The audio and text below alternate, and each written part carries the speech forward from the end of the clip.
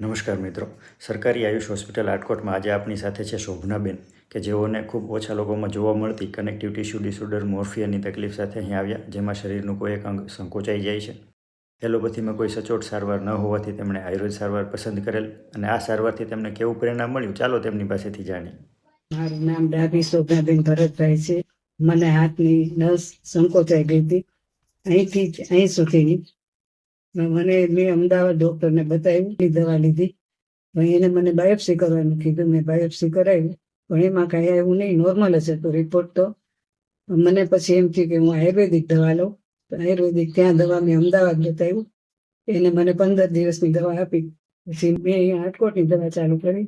એ દવા મેં 2 વર્ષથી લઉં છું. મને સાવ સારું છે, 95% ફેર પડી ગયો છે. શોભનાબેન જ્યારે સૌપ્રથમ વાર મારા પાસે સારવાર માટે આવેલા, ત્યારે આ કેસ મારા માટે એક અલગ પ્રકારનો કેસ હતો. રોગ વિશે વધારે માહિતી મેળવતા તેમાં મોડર્ન સાયન્સ અને આયુર્વેદ પ્રમાણે રોગ પ્રતિકારક શક્તિ છે એમાં સર્જાયેલી ખામી એક કારણ જણાઈ આવ્યું. તેના ઉપર કામ કરતી દવાઓ મેં કન્ટિન્યુઅસ 2 વર્ષ સુધી શરૂ રાખી, અને આજે ખૂબ સરસ પરિણામ મળ્યું છે.